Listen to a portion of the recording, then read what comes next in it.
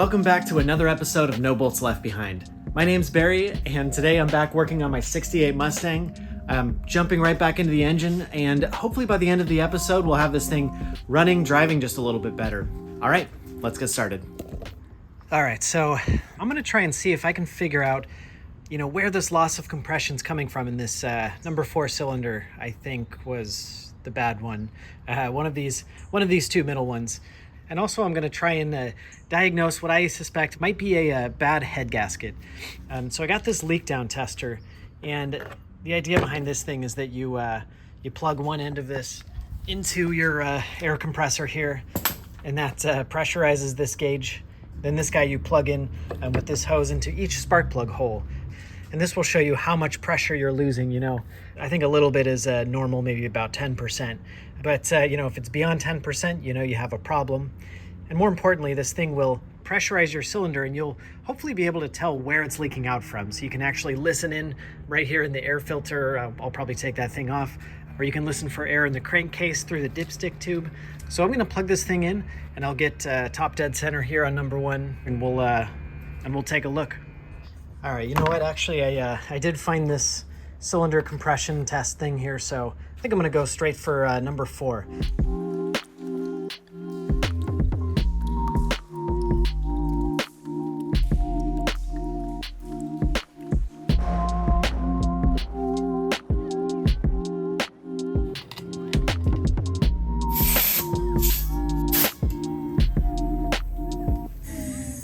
All right, well, some kind of bummer news. I think I got it to around top dead center. I definitely got it in a compression stroke area, so I think the valves should be shut, and obviously it's holding some compression, but definitely not holding good compression. And I was really hoping that I'd hear air coming out of this intake area, the air cleaner area, indicating that maybe it's just like a valve seal or something like that. But as you can see, that's the dipstick tube there, which goes straight to the crankcase, and we're definitely getting air straight through probably the piston rings and straight on into the crankcase. So that's what you hope to not see when you do a compression test, or I should say a leak down test like this. That pretty much means that you have a lot of blow by right past that piston ring, and this engine probably needs to be rebuilt.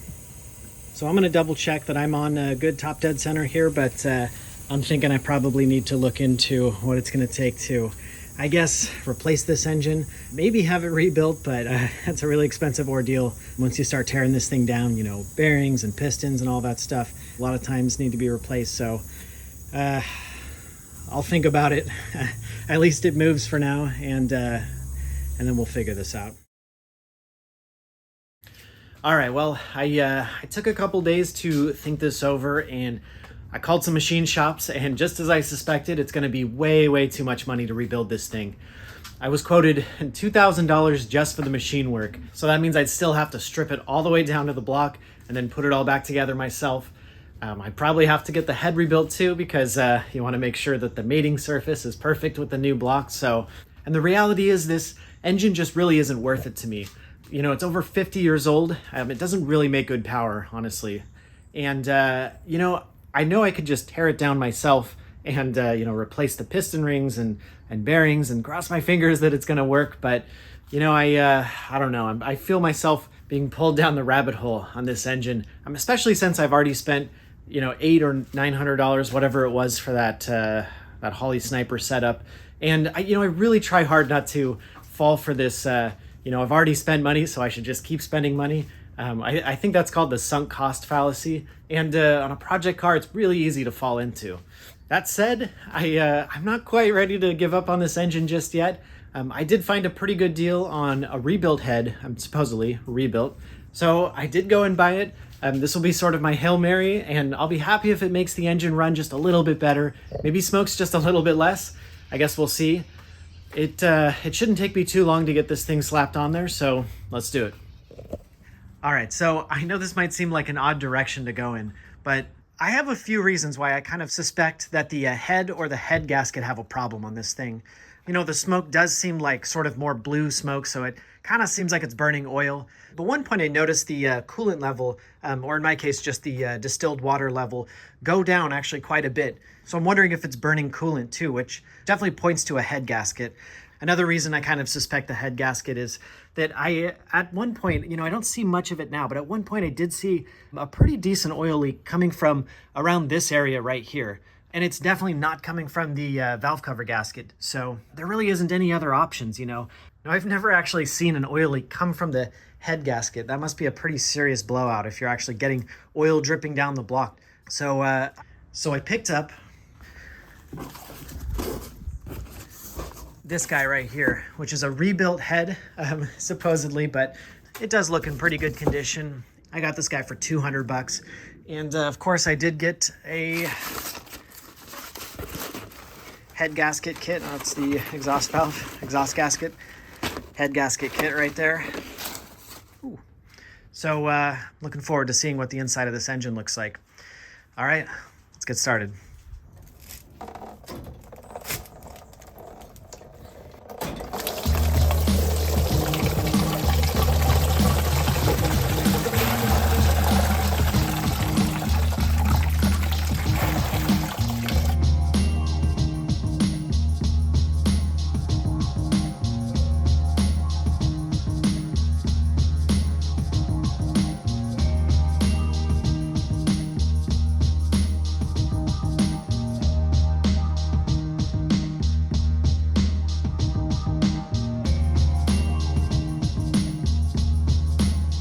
All right, I got everything pulled off this thing, I think.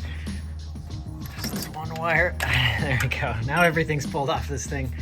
And I guess that's it. So now the fun part. I just need to pull this valve cover off and we'll see what kind of surprises lie underneath this thing. This is actually my first time pulling off this valve cover, so I guess I have to take off the exhaust manifold. I'll probably pull it off down from the downpipe and then pull off the actual manifold once this is off the car.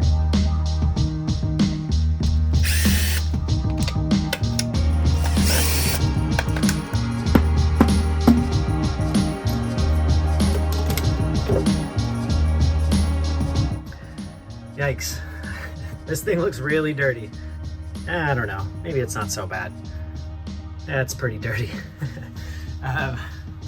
But otherwise nothing looks broken. All these rocker arms here look tight, look good. Push rods look okay. All right, cool.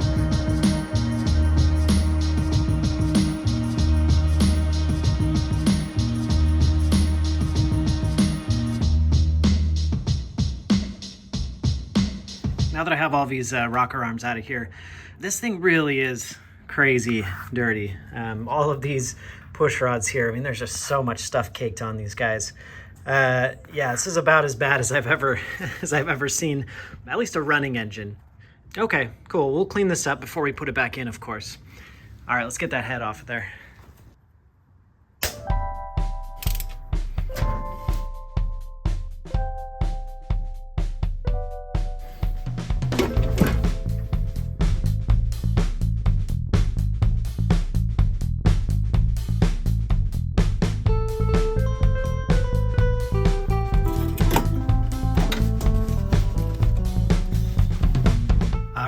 There she is. You know, on first quick glance, at least in the cylinders that are, you know, that are viewable here, I don't see any crazy scoring on the cylinder walls or any real serious issues here. Definitely a lot of you know, carbon, whatever buildup. I'll clean all of that stuff off, but in my sort of limited knowledge of what a good engine's supposed to look like, you know, this one doesn't look too bad to me.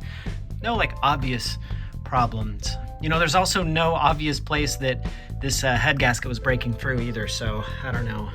I was kind of hoping for a very clear break in the head gasket, but well, let's go take a look at it. So yeah, here's the bottom side of the cylinder head, and you know, the head gasket looks okay to me. Definitely this guy looks different, this valve here. So there's also a decent amount of oil on the spark plugs. So it's hard to say if the oil was coming through the valve seals up here. Definitely has a lot of junk, so oh well. I definitely will put a straight edge on this thing and make sure that the block isn't significantly warped, but I don't suspect that it is. All right, let's get this thing cleaned up. There's a few things I need to switch over. I gotta pull off the exhaust manifold over there, I guess the thermostat housing, and we'll get this thing reinstalled.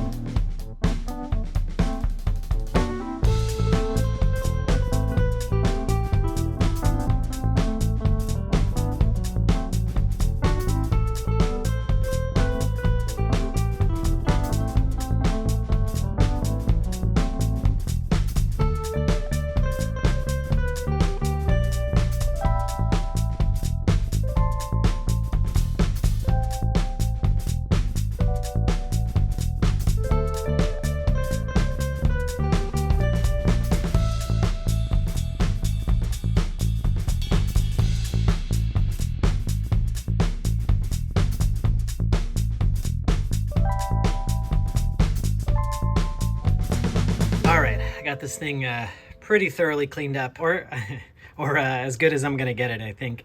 That also gave me a chance to check out all of the cylinders, and they all seem pretty good.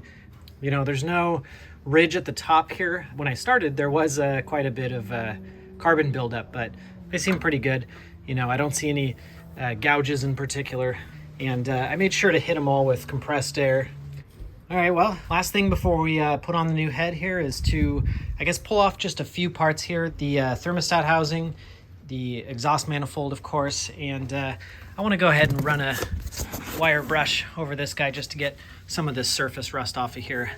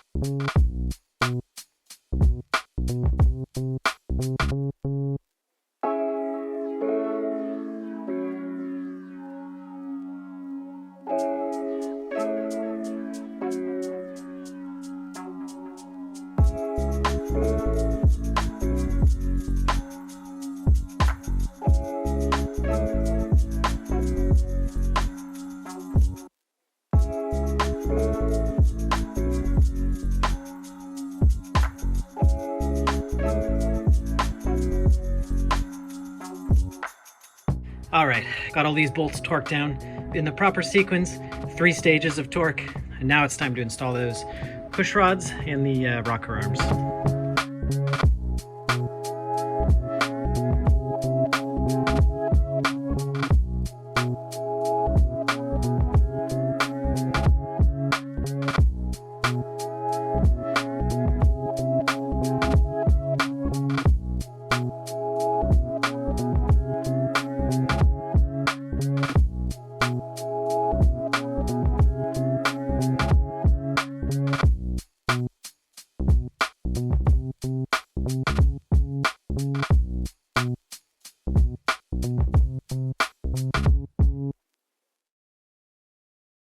Whew, all right.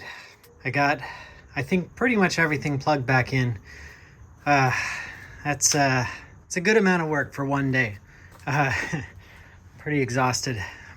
All right, so I have a few little bits of RTV drying, so I'm not gonna start this thing up just yet. I'll probably let that dry overnight just to be safe. As much as I'm really sort of impatient to see if this thing starts up. But, you know, the very last thing I should do is change the oil on this thing. Actually, it's my first oil change on this guy. So I'm gonna take care of that real quick, and then I'm gonna try and fire this thing up in the morning. All right, it's the next day, and it's time to fire this bad boy up for the first time, and we'll see how it runs. Now, I definitely expect this thing to smoke quite a bit when I first start it up, because that always happens when you're firing up any sort of like major overhaul for the first time. So I'll give it about 5 minutes or so to burn out all of that stuff before I start worrying. And hopefully after that, it'll be smooth sailing and everything will be good. So first step is to fill this guy up, and we'll see if we can get this coolant bled out of here. All right, without further ado, let's fire this thing up.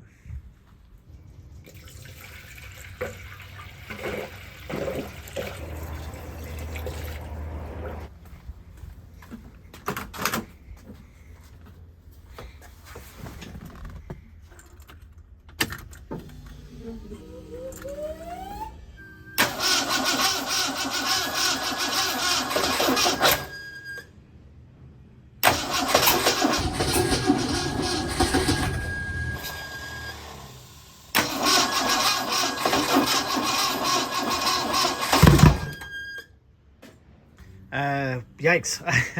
I think I got something wrong, and I'm gonna guess something to do with timing, maybe. I'm not sure. Okay, let's guess I should check the distributor and all of the spark plug wires, make sure everything's plugged in okay. Okay, I thought about it for about 30 seconds, and I'm pretty sure I know what I did wrong.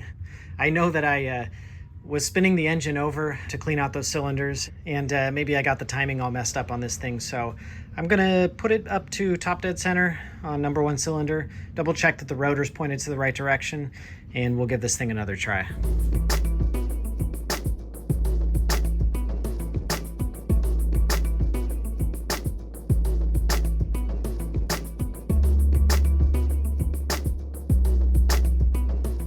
All right, as I expected, it looks like we're 180 degrees off. The number 1 cylinder's somewhere down here. I just found top dead center on number 1 cylinder. So I'm gonna go ahead and pull out this distributor, flip it around, and we'll give this another try.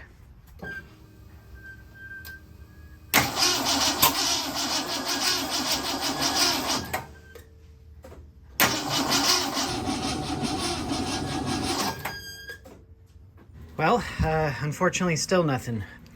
Yeah, I'm not sure what's going on here. It kind of acted like the timing was off again. And, you know, now that I'm thinking about it, I didn't remove any sort of like timing parts, so I can't imagine that this thing would have gotten flipped. I guess I'll double check timing again and make extra sure that it's okay. Then I guess I'll start with the troubleshooting. All right, well, I definitely did have it right the first time. So when I changed it, then that became 180 degrees. Yeah, I didn't have it on the compression stroke, so now it's definitely good. We're on top dead center compression stroke, pointed down here at the number 1 cylinder. I don't know, I'm gonna give it another try, and if this doesn't work, then I think I'm gonna pull off that valve cover, and we'll see if there's any issues under there.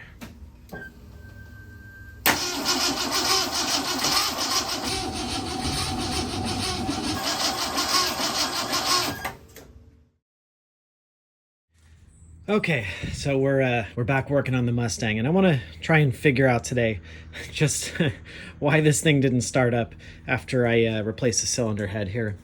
I took a little bit of time, kind of thought about the problem a little bit, and kind of forgot about the problem a little bit, but I have a few ideas. I know that this head was surfaced and probably decked, meaning that the cylinder head's actually shorter than it was before.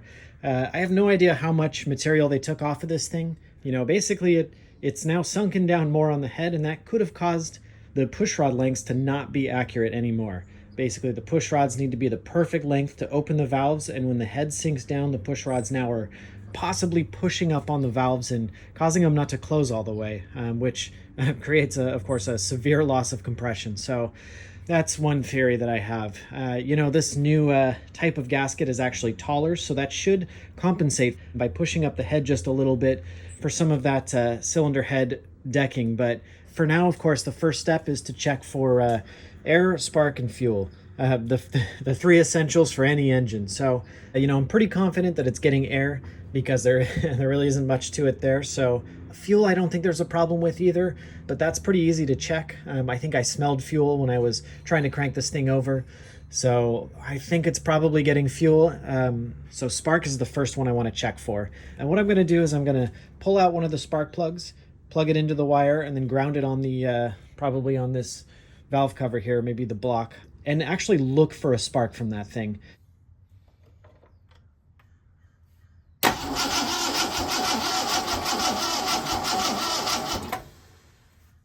All right, well, it looks like spark is okay because I could clearly see the spark coming out of the spark plug there, so we'll call that one good. I guess the next thing to check is fuel. I'll set up the camera and we'll see if we can see that spray out of this fuel injector here. That should give me a pretty good idea if we're seeing fuel out of this thing.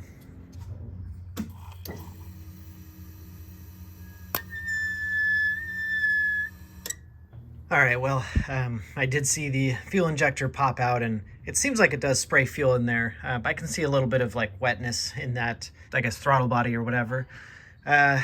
So that's probably okay. We didn't mess with anything fuel related, so there's nothing really likely that's going on there. All right, so of course that leaves the fourth thing, air, fuel, spark, compression. That's where the valves come in.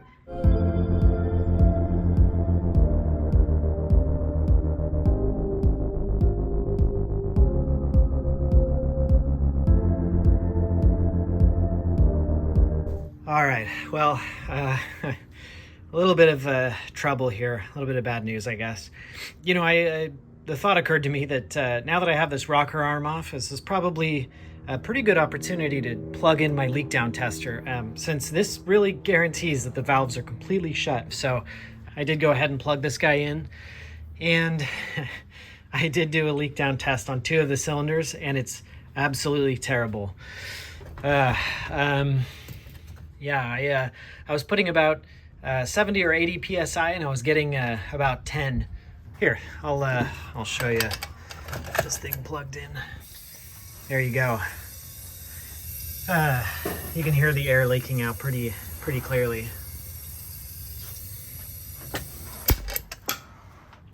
Man, it sucks. It's such a gut punch to take a car that ran not well. I mean, it was smoking a lot, but ran and drove around fine. I was actually enjoying driving it and just making it not run. Man, that I really hate doing that. All right, well, we'll get it back up and going. All right, well, this was a rough one. Probably my roughest episode yet. This is the reality of project cars, though. Lots of ups and downs. And, I'm starting to feel like I'm at a crossroads with this project. I'm starting to feel like maybe I shouldn't put any more time or money into this inline 6. I don't know, maybe I'm missing something. Engine building really isn't my area of expertise. So maybe somebody out there sees something I don't. But we've all been there. I definitely have a number of times. And in times like these, my strategy has always been just to ignore my sunk costs and push forward twice as hard, try and get over that wall. So the way I see it, I have 2 paths. I could continue down the rabbit hole with this inline 6, maybe find a replacement block, maybe figure out why this thing isn't running, and have a neat little 120 horsepower fuel injected little runner while I work on bodywork and other stuff. Or I can just engine swap it.